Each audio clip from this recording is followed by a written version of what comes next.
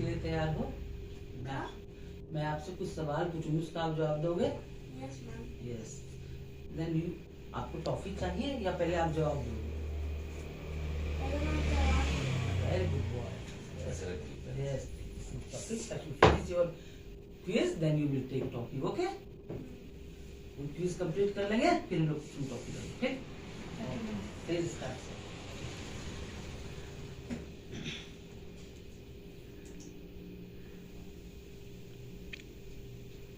मैं क्वेश्चन पूछती हूँ आपसे, आप जवाब देना। What is the colour of blood? खून का क्या रंग है? Red. Very good. Which animal has the heaviest weight? कौन एनिमल सबसे भारी होता है, इसका वजन बहुत भारी होता है? वजन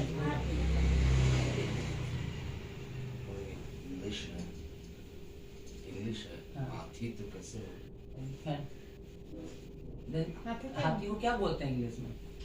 elephant. Very next, what number comes before 1909? नाम 1909 के पहले कौन सा नंबर आता है? 9019 के पहले कौन सा नंबर आता है? 9019। उसके जस्ट पहले, बिफोर।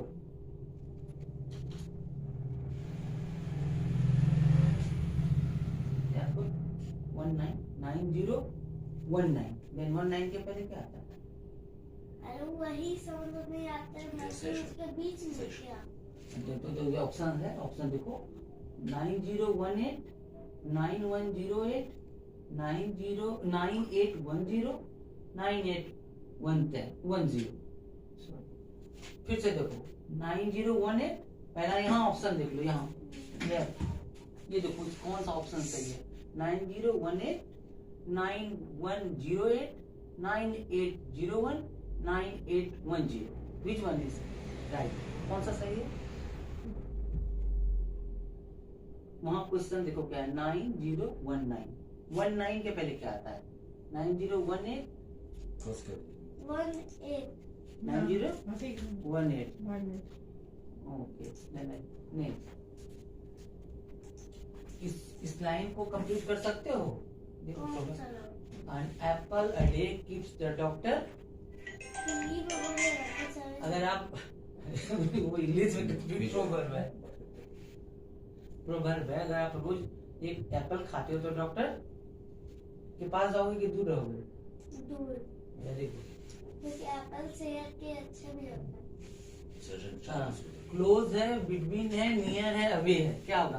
पास जाओगे, उसके बीच में रहोगे, उसके पास करीब जाओगे और दूर रहोगे? दूर। सबसे लास्ट वाला option.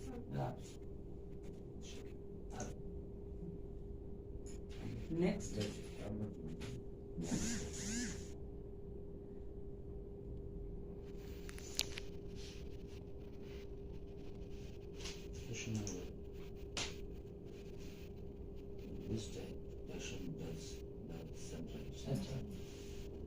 Next question, in which direction does the sun rise?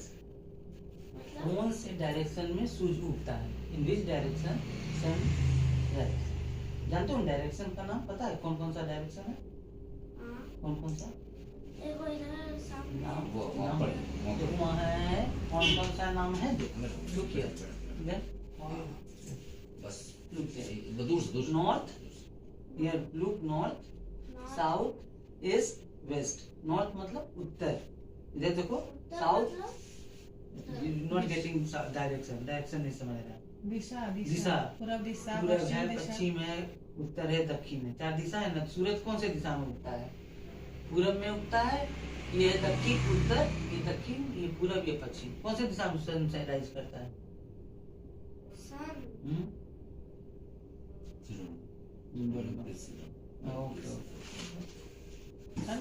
सूर्य किस दिशा में उगता है? नहीं पता।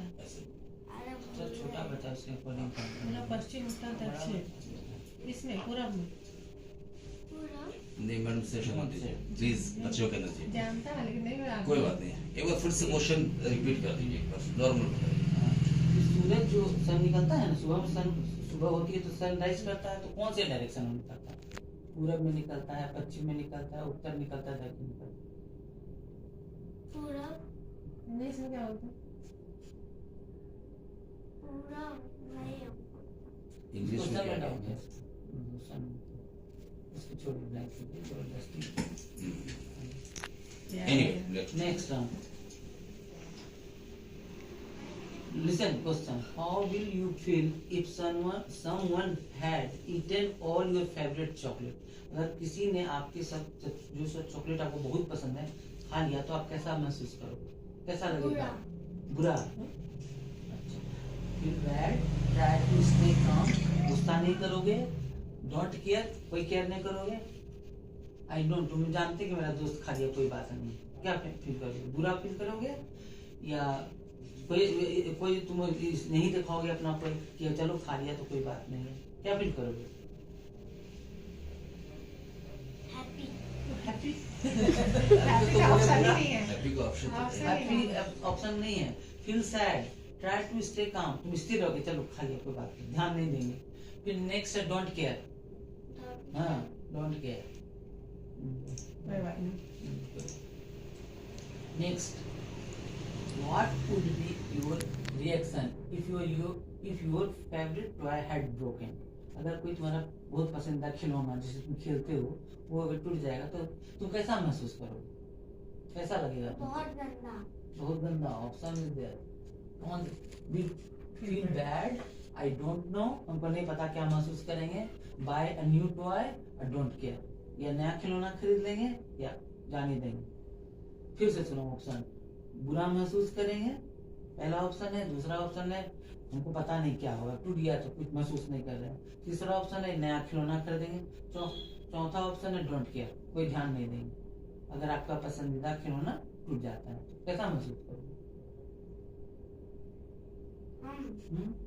तुम कैसा महसूस करोगे? बुरा महसूस। पहले वाला ऑप्शन का नहीं पता। ठीक है।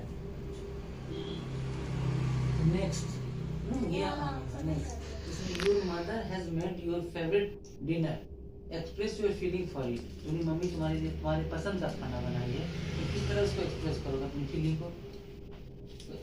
Option is there. Option extremely joyful, बहुत खुश होगे कि मम्मी आज बहुत अच्छा खाना बनाई है। फील हैप्पी, थोड़ी खुशी महसूस करोगे। क्राई अ लॉट, जोर जोर से रोओगे। और आई डोंट नो, तुम नहीं जानते कि क्या करोगे। मम्मी बहुत अच्छा खाना। Happy, feel happy. हैप्पी जो था ना Yes, दूसरा Okay. Next, today is your birthday, what will be your mood? आज आपका जन्मदिन है तो आपका मूड कैसा होगा? एनर्जेटिक, स्ट्रेस, बहुत एनर्जेटिक रहोगे, बहुत फुर्तीला रहोगे, थोड़ा चिंता में रहोगे। डिपेंड करता है कि सिचुएशन कैसा उस पर डिपेंड करोगे, या जॉयफुल, बहुत खुश रहोगे। Joyful. Are you a happy person or a fond person? तुम कैसे खुश मिजाज हो या फोन पर्सन या थोड़े से दुखी टाइप की हो? किस तरह के पर्सन हो? Happy, phone, I don't no, none of the ever. कैसे हो? हैप्पी पर्सन हो या उदास रहने वाले हो? उदास रहते हो, हैप्पी नहीं होंगे।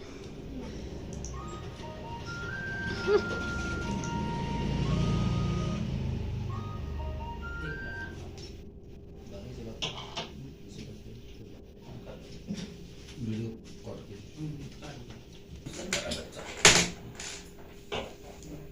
छोड़ दीजिए।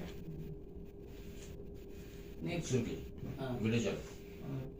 लुक है बेटा, लुक है, देखो। I greet people by saying good morning और गुड आफ्टरनून एक्सेट्रा। क्या बोल के तुम ग्रीट करते हो किसी लोग को? गुड मॉर्निंग और गुड आफ्टरनून बोलते हो? Yes, no, maybe, I don't know. किसी को गुड मॉर्निंग विश करते हो सुबह के टाइम? Good morning. यस और आफ्टरनून में? Next question. Next come to next. I am known to have friends from many different culture. हाँ, बहुत ऐसे बहुत अच्छे दोस्त को जानते हैं जो अलग अलग कल्चर से हैं, जो अलग अलग कल्चर से हैं। तो क्या होगा? जानते हो तुम्हारे दोस्त हैं? कौन कौन से फ्रेंड हैं? कौन कौन से दोस्त हैं? पंजाबी हैं, बंगाली हैं, मरवाड़ी, वो सारे दोस्त हैं ना? सब तो हिंदू के हैं। जानते हो तुम? यस और नो? जानता हूँ। I am proud of my Indian culture. अपनी भारत की सभ्यता पर तुमको प्राउड है, गर्व है? मतलब तुम इंडियन हो, you are proud for that. तुम इंडियन हो, कौन से कंट्री में रहते हो? In which country? हाँ, what is the name of your country? आप कौन से देश में रहते हो? देश का नाम पता है अपना?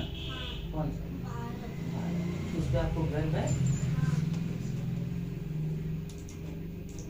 I respect each and every countries culture. क्या आप हर कंट्री और देश के कल्चर का रिस्पेक्ट करते हो? हर कंट्री और देश के दूसरे देश के कंट्री का रिस्पेक्ट, कल्चर का रिस्पेक्ट करते हो? नो, बैठो दूसरा देश भी अच्छा होता है। दूसरा बैठ जाओ, देश sit properly. अच्छा होता है। I define culture as nationality, religion, I don't know other. Culture को किस तरह डिफाइन करेंगे? राष्ट्रीयता के रूप में, धर्म के रूप में? तुम नहीं जानते हो या कुछ और के रूप? क्या जानते हो? मतलब इसको हाँ, लास्ट में किस तरह नेशनलिटी है, राष्ट्र तुम वहाँ भारत के राष्ट्रीय नागरिक हो, उसके रूप में जानोगे कि भारतीय धर्म के रूप में जानोगे? किस तरह जानोगे कल्चर को? उसके रूप में, किसके रूप? राष्ट्रीयता के रूप में। बोलो। राष्ट्रीय हाँ, नेशनलिटी के रूप में। 1 2 3 4 कहना ना, नंबर 1 नंबर 2 क्या? हाँ, नंबर को तो समझे ना। हम लोग जानता है Yes, लेकिन नंबर नहीं। 1 नंबर 2 कैसे बोलना? Number 1 number 2 number Okay, okay, listen here. हाँ, I tend to notice details that other do do. don't. Tend to notice. I tend to notice details that then other do do. Yes, no, I don't know. maybe I don't know. Go. Huh? Next, come to next. I find making up stories easy. कहानी बना सकते हो easily? जानते हो story बनाने? Yes, no? Story बनाने आता है? स्टोरी कह सकते हो? कहानी? कहानी। हाँ? Yes. I notice pattern in things all the time. कोई भी चीज के तुम चीज को देख के उसका पैटर्न को पहचानते हो, डिजाइन को? डिजाइन को। हाँ, कुछ चीज देखते हो, मोबाइल है या कोई भी सामान नया आया, उसके पैटर्न को पहचानते हो, पहचानने की कोशिश करते हो? Yes. I does not upset me if my daily routine is disturbed. अगर तुम्हारा डेली को रूटीन डिस्टर्ब हो जाता है, जो आना है जाना है, अपना जो सुन रहे हो, यू आर लिसनिंग में, तो उसमें तुम अपसेट होते हो? अब व्यवस्थित फील करते हो? समझ रहे हो अपने डेली रूटीन का? सुबह उठे, ब्रश किए, वॉशरूम गए, तैयार हुए, अगर उसमें कोई पैदा की परेशानी होती है तो तुम डिस्टर्ब होते हो? नो।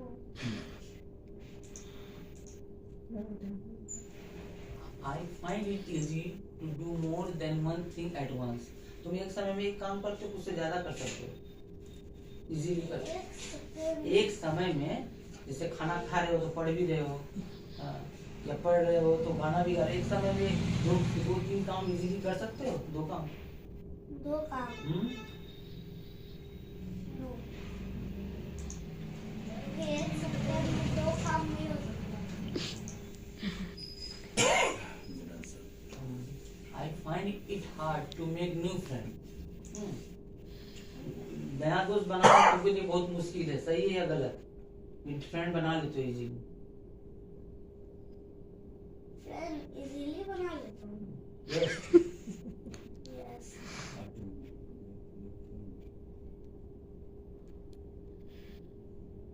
नेक्स्ट है I like to help other. आप दूसरों की मदद hard to make new friends. हाँ, Very hard इसके लिए, तो ऐसा तो नहीं है, तो नहीं, no होगा। no. I like to help other. दूसरे की मदद करना पसंद करते हो? दूसरे को मदद करना। Yes. I enjoy social occasion. कोई फंक्शन होता है हमारी सोसाइटी में, तो वहाँ जाना, जाकर मजा करते, एंजॉय करते हो? ये सब no? Yes. I enjoy meeting new people. नए लोग से मिलना पसंद करते हो? नया कोई आया तुम्हारे घर में, उससे मिलकर बात करना अच्छा लगता है? I prefer staying at home to going a party. Party में जाने से ज्यादा तो अपने घर में रहना पसंद करते हैं। पार्टी में जाना पसंद करते हैं? Yes or no? No. No no नहीं है, तो पार्टी में जाना नहीं पसंद इसलिए दो काम है। यहाँ पे दो ऑप्शन नीचे है सर रिव्यू करें ओके ओके अप्रूव करते हैं इसका कॉर्पस नंबर बोले शुरू हो हमने दो क्वेश्चन को नहीं टच किया, 5 और 16 ये क्वेश्चन मैंने सॉल्व किया है। देन कम सबमिट कीजिए सर।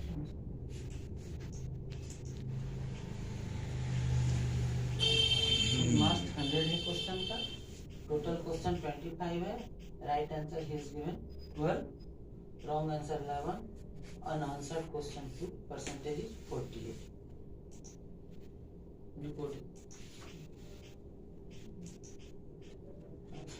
इंटेलिजेंट क्वोशेंट जो है इसका IQ, आपने देखिए IQ ये इसका 76% है, यानी इसने 90 मार्क्स लाया है आउट ऑफ 25 मार्क्स, 90 मार्क्स मास बोलिए percentage. Emotional quotient 28%, emotional creative quotient 44%, adversity quotient. अब आप है IQ क्या है?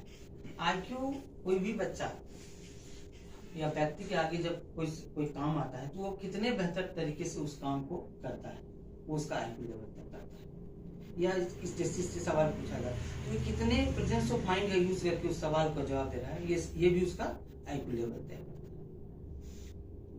तो किसी भी बच्चे का IQ लेवल चेक करने के लिए फॉर्मूला है, उसके द्वारा चेक किया जाता है, उसके आगे सवाल रखा जाता है, उसकी एज के अकॉर्डिंग ये सवाल रखा जाता है। अगर एज के अकॉर्डिंग वो सवाल का जवाब दे देता है, समझ रहे हैं ना, तो उसका IQ अच्छा है, तो उसके हम लोग परसेंटेज निकाल सकते हैं। लेकिन किसी बच्चे का अगर IQ नहीं अच्छा है, जो आजकल हम लोग मोबाइल यूज करके बच्चे का ब्रेन कम यूज हो रहा है, तो उसके लिए कुछ कुछ वर्क है, जैसे हम लोग बुक पढ़ा सकते हैं, बच्चों को पजल सॉल्व करवा सकते हैं ना, म्यूजिक ट्यूशन करा सकते हैं, वोकैबुलरी वर्ड सब नया वर्ड इंग्लिश का उससे तैयार कर सकते हैं, इससे बच्चे का IQ बढ़ सकता है। नेक्स्ट आते हैं इमोशनल क्वेश्चन। बच्चा संवेगात्मक रूप से इमोशनली कितना एक्टिव है। ये इससे क्या होता है कि अपना आवेग बच्चा अपने कंट्रोल, अपने व्यवहार को और फिर दूसरे वाले को सामने को समझ के कैसा व्यवहार करता है, उसके द्वारा उसका IQ लेवल तय होता है। और IQ क्या है कि पहले लोग सोचते थे कि जिसका IQ ही अच्छा है वही पढ़ने में अच्छा है, लेकिन बैठो सिट प्रॉपर्ली, EQ ऐसा चीज है कि IQ से ज्यादा उसका वैल्यू है। अगर आप विपरीत परिस्थिति को समझ सकते हो, उसके सामने मजबूत होकर स्मार्टली उसको समझ कर उसके सामने मजबूत होकर काम कर सकते हैं। जब विपरीत परिस्थिति उसको ने डांट लगा या मैम ने, तो वो रोए नहीं, उस काम को मैम क्या डांटी उसको कर ले समझ के फिर किया, तो उसके इमोशनल क्वेश्चन ज्यादा है, उसको बढ़ाना आज तक बच्चे बहुत जरूरी है। IQ से, क्योंकि अगर 20% बच्चा अगर IQ वाला इम्प्रूव करता है तो 80% जो है इमोशनल क्वेश्चन जिसका मजबूत होता है वो बच्चा आगे बढ़ता है। थर्ड है क्रिएटिव क्वेश्चन। क्रिएटिव क्या है? किसी चीज को देख लिए, कोई सामान है, कोई बात कोई कर रहा है, या कोई नया टेक्निक है, मोबाइल है, तो सिर्फ बेटा से तो उस तकनीक को वो बच्चा किस तरह से, उसकी नजरिया क्या है, किस तरह से उसको देख रहा है, या घर में कोई चीज ऐसा पड़ा हुआ है पुराना जिससे वो क्रिएट करके कुछ सामान तैयार कर रहा है, तो इसका क्रिएटिव क्वेश्चन कहलाता है। और ये क्रिएटिव क्वेश्चन लाइफ में आगे बहुत कम आता है। जो बड़े बड़े कंपनी के CEO सब हैं, वो सबका क्रिएटिव क्वेश्चन ही अधिक है, जो कंपनी उसको अपने यहाँ लेके और नया नया क्रिएशन करा रही है, नया नया चेंज करा रही है कंपनी। तो ये क्रिएटिव क्वेश्चन बच्चे के भविष्य के लिए बहुत अच्छा है, इसको लोग भी डेवलप करने की बहुत जरूरत है। एडवर्सिटी क्वेश्चन हो गया विपरीत परिस्थिति में।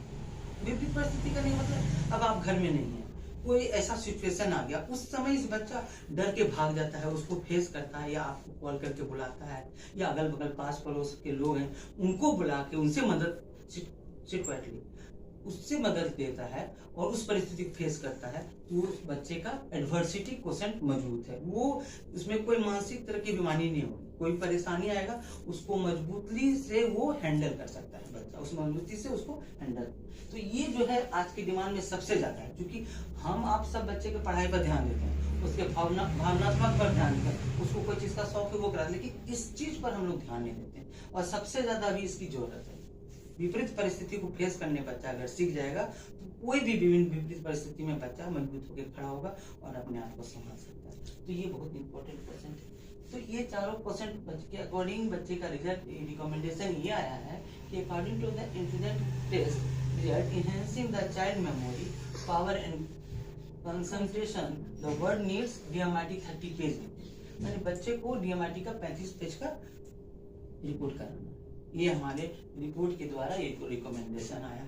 और उसके अलावा मिड ब्रेन का एक्टिवेशन कोर्स चलता है 3 मंथ्स का, वो भी कराना है। लेकिन सबसे पहले आप बच्चे का DMRT कराइए 35 पेजेस का, क्योंकि बच्चे का यहाँ पर आपको देखिए इमोशनल क्वेश्चन कम दिखा रहा है। IQ ठीक है, लेकिन इस चीज को बढ़ना चाहिए, इस पर काम होना चाहिए। तो इसके लिए बच्चे को DMRT कराना है। जो हमारा रिकमेंडेशन ये है 35 पेजेस का। तो हमको आपको DMRT के बारे में कुछ समझा दें।